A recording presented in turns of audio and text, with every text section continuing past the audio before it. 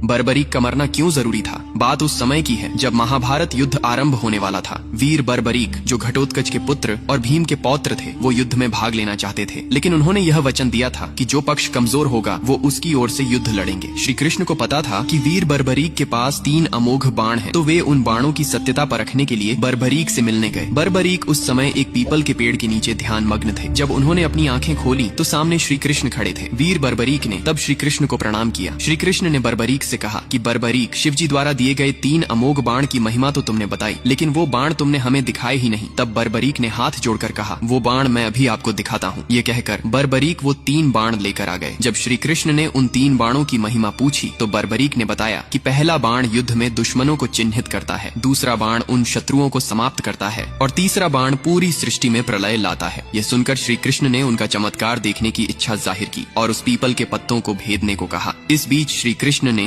एक पत्ता तोड़कर अपने पैर के नीचे दबा लिया। बर्बरीक ने पहले बाण से पीपल के सभी पत्तों को चिन्हित किया और दूसरे बाण से सभी पत्तों को भेद दिया। श्री कृष्ण ने देखा कि बाण ने उस पत्ते को भी भेद दिया था जिसे श्री कृष्ण ने अपने पैर के नीचे दबाया था। तब श्री कृष्ण ने पूछा, बर्बरीक, तुम पांडवों की ओर से युद्ध लड़ोगे क्योंकि कौरवों की सेना विशाल है, फिर कौरवों की सेना कमजोर हो जाएगी तो तुम उनकी ओर से युद्ध लड़ोगे। इस तरह तुम सभी अपने प्रियजनों को समाप्त कर दोगे। तब बर्बरीक ने कहा, इस बारे में तो मैंने कभी सोचा ही नहीं, अब आप ही कोई उपाय बताइए। तब श्री कृष्ण ने कहा, तुम युद्ध में भाग ही ना लो। बर्बरीक ने कहा कि मैं अपने प्रियजनों को युद्ध में अकेला नहीं छोड़ सकता, अब आप ही कोई मार्ग बताइए क्योंकि आप ही मेरे गुरु हैं। श्री कृष्ण ने कहा, यदि गुरु माना है तो गुरु दक्षिणा देनी होगी। तब बर्बरीक ने कहा, यदि गुरु दक्षिणा में आप मेरे प्राण भी मांगोगे तो अपने प्राण भी न्यौछावर कर दूंगा। तब श्री कृष्ण ने कहा, मुझे तुम्हारा शीश चाहिए। यह सुनकर वीर बर्बरीक ने सहर्ष अपना शीश श्री कृष्ण को भेंट कर दिया। बर्बरीक के त्याग से प्रसन्न होकर श्री कृष्ण ने कहा कि हे वीर बर्बरीक, तुम्हारे इस त्याग को यह संसार सदैव याद रखेगा और कलयुग में तुम श्याम के नाम से पूजे जाओगे। बर्बरीक का शीश राजस्थान के खाटू क्षेत्र में प्रतिष्ठित हुआ और वे खाटू श्याम जी के नाम से विख्यात हुए। अगर कहानी पसंद आई हो तो कमेंट में जय श्री श्याम जरूर लिखें।